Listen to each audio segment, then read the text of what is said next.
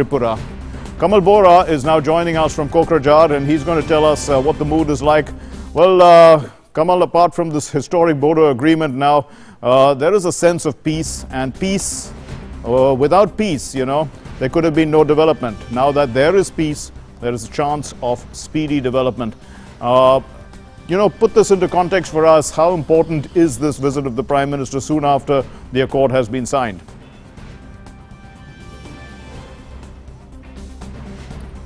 Really, Martin, this agreement, this day is very important for the not only for the borderland areas, for the whole state, for the whole northeastern region. This agreement, this 27 January was very important because this is an ideal agreement for the whole region.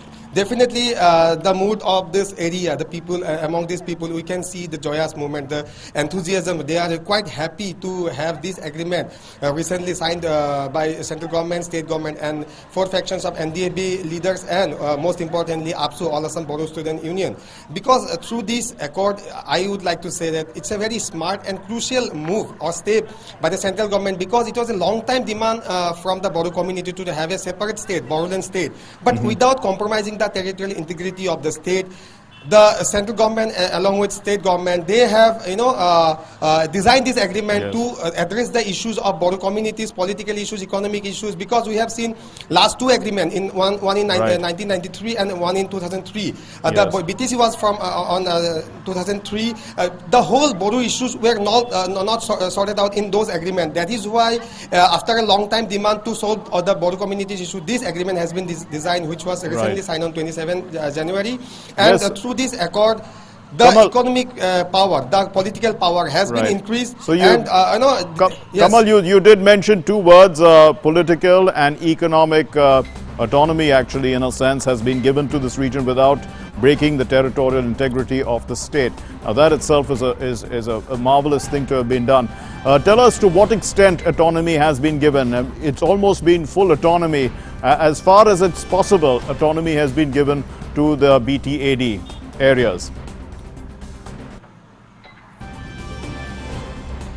Yes, as per the agreement was signed on 2003 between central government and Borderland Liberation Tigers. It was an insurgent group of this land. The agreement was signed. Then BTC, Borderland Territorial Council, was from under this council. 13 subjects were under BTC, but these numbers has been increased. Some more political power has been given. To be very specific, it will be a little difficult to tell you specifically, but more economic power and more political power has been given through this accord. And with this accord only, central government has tried to address various issues, most of the issues of Bodo community. This is the most significant thing. After that, what you can see that as far as peace is concerned, immediately after signing of this agreement, 1,650 NDAB cadres, they have laid down their arms, which is a very significant movement. And after that only, once this area was known as disturbed corner of the state, disturbed corner of the whole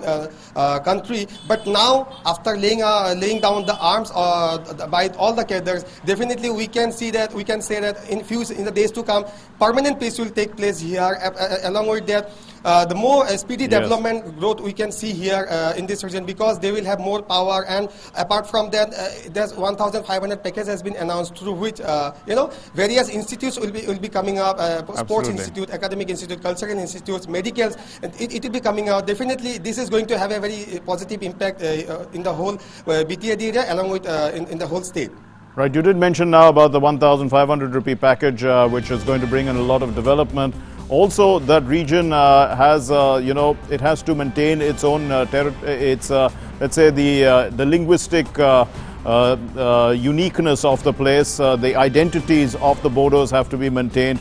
That too is part, it has been achieved in the accord. That's also one significant part. Also, with regard to development, the area is also good for renewable energy and other kind of projects, which can be looked in now on a fast track.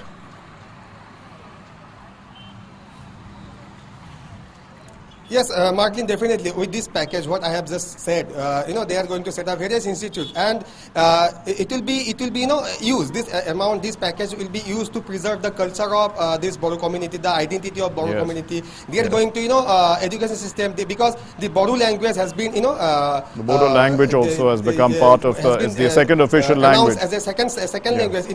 In the whole set, it's a very second official language. It's a huge achievement for the Bodo community, because they were fighting for that only. They are trying to preserve community, their own culture, their identity. They are trying to bring it to the global stage. And towards that movement, this goal, it's a step, the important step we would like to say. And along with that, they are, whatever political issues they had earlier is going to be addressed through this accord, Marklin.